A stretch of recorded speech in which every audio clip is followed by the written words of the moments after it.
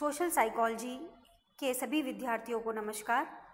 विद्यार्थियों, आज हम methods of measurement of culture या संस्कृति के अध्ययन की विधियों का अध्ययन करने जा रहे हैं। ये आपके यूनिट 5 का टॉपिक है।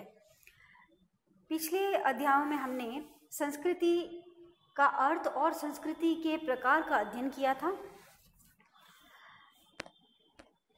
तो विद्यार्थियों, आज हम संस्कृति के अध्ययन की जो विधियां हैं उसका हम अध्ययन कर रहे हैं।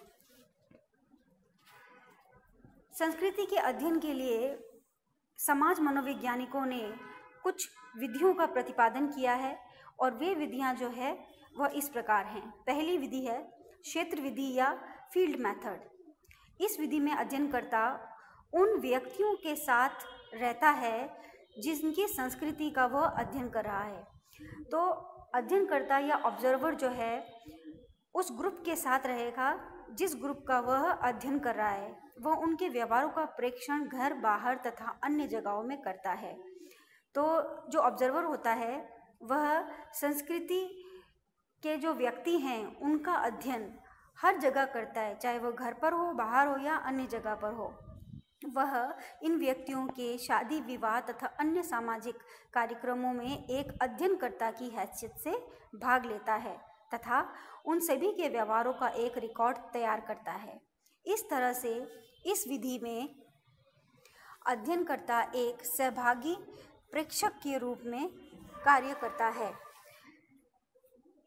सहभागी प्रेक्षक का मतलब हुआ जहाँ पर आप ग्रुप के साथ उन्हीं की एक्टिविटीज़ में पार्ट लें।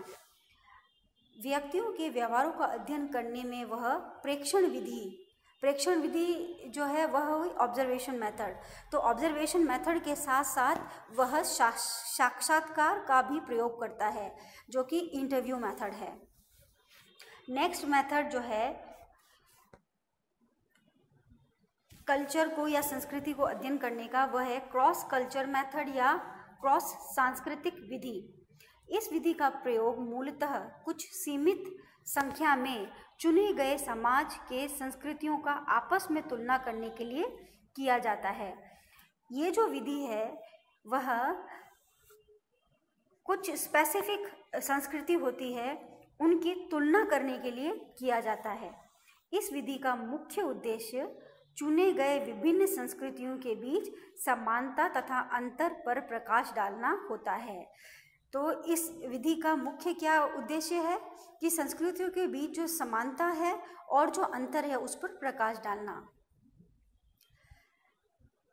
इस विधि में सबसे पहले अध्ययनकर्ता कुछ खास सांस्कृतिक पहलुओं को चुनता है।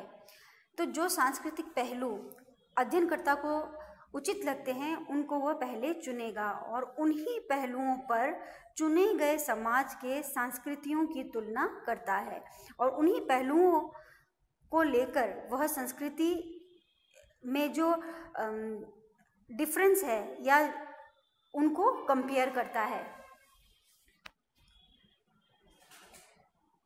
प्रत्येक समाज की संस्कृति को वह उन पहलुओं जैसे कोई विशेष प्रथा, रीति रिवाज, विश्वास, मूल्य एवं अभिवृत्तियों पर एक प्राप्तांक प्रदान करता है। इन सभी पर वह क्या करेगा? प्राप्तांक देगा और बाद में वह उन्हीं प्राप्तांकों की तुलना करके, और जब ये प्राप्तांक दे दिए जाएंगे तो इन प्राप्तांकों की तुलना करके विभिन्न संस्कृतियों के बीच व्याप्त समानता तथा अंतर के बारे में निष्कर्ष पर पहुंचता है। तो विद्यार्थियों, ये थी cross culture method. Next method है प्रेक्षीय विधियां एवं मनोवृत्ति मापनी, projective method and attitude scale. कुछ अध्ययनकर्ताओं ने प्रेक्षीय प्रविधि तथा मापनी विधि द्वारा भी संस्कृति का अध्ययन किया है। प्रेक्षीय प्रविधि में संस्कृति के मूल्यों, मानकों आदि से संबंधित तस्वीरें होती हैं। यहाँ पर प्रोजेक्टिव मेथड में कुछ तस्वीरें दिखाई जाती हैं जिन्हें देखकर कुछ प्रश्नों का उत्तर उन व्यक्तियों को देना होता है जो उस संस्कृति में पाले पोसे गए हैं। उनके दिए गए उत्तरों का विश्लेषण कर अध्ययनकर्ता संबंधित सांस्कृतिक मूल्यों तथा सांस्कृतिक मानकों के बारे में अंदाजा लगाते हैं। नेक्स्ट मेथड जो है वह है कारक विश्लेषण विधि या फैक्टर एनालिसिस मेथड। कारक विश्लेषण आधुनिक सांख्यिकी अध्ययनों की देन है। मूलतः इस विधि का प्रतिपादन व्यक्तियों में विभिन्न मनोवैज्ञानिक कारकों को एक दूसरे से अलग करने के लिए किया गया था, परंतु कुछ लोगों ने इस विधि का प्रयोग संस्कृति के तत्वों का पता लगाने के लिए भी किया। तो विद्यार्थियों की जो फैक्टर एनालिसिस मेथड है वह मूलतः तो किस लिए प्रतिपादित की गई थी कि विभिन्न मनोवैज्ञानिक कारकों को एक दूसरे से अलग करने के लिए, पर अब इस विधि का प्रयोग संस्कृति के तत्वों का पता लगाने के लिए भी किया जा रहा है।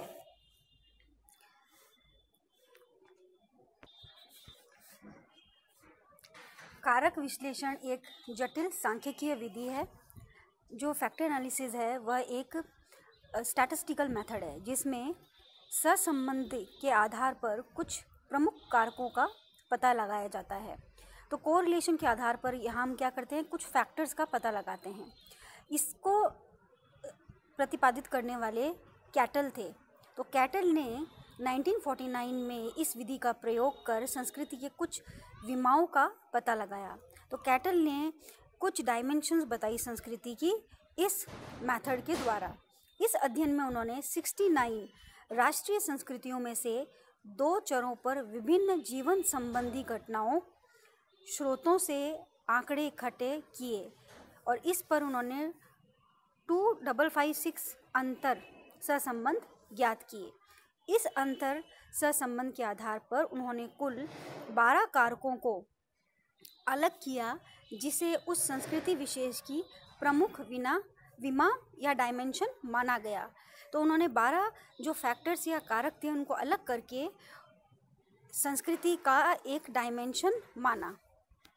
इस विधि का प्रमुख अवगुण यह है कि यह एक सांख्यिकीय विधि है जो काफ़ी जटिल है।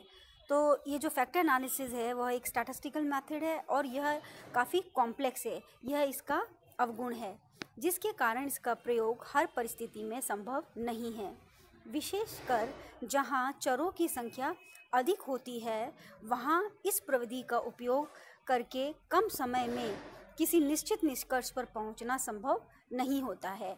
तो यह इसका एक ड्रॉबैक है या डीमेरिट है। इस तरह से हम देखते हैं कि संस्कृति के तत्वों अर्थात सांस्कृतिक मूल्यों, मानकों, प्रथाओं आदि का अध्ययन तथा उनकी तुलना दूसरे संस्कृति के तत्वों से करने की अनेक विधियां हैं।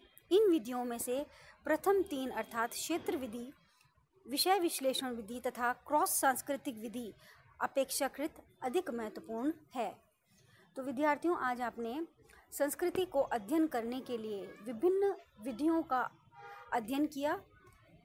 सभी विद्यार्थियों को इस वीडियो लेक्चर को ध्यान से देखने एवं सुनने के लिए धन्यवाद।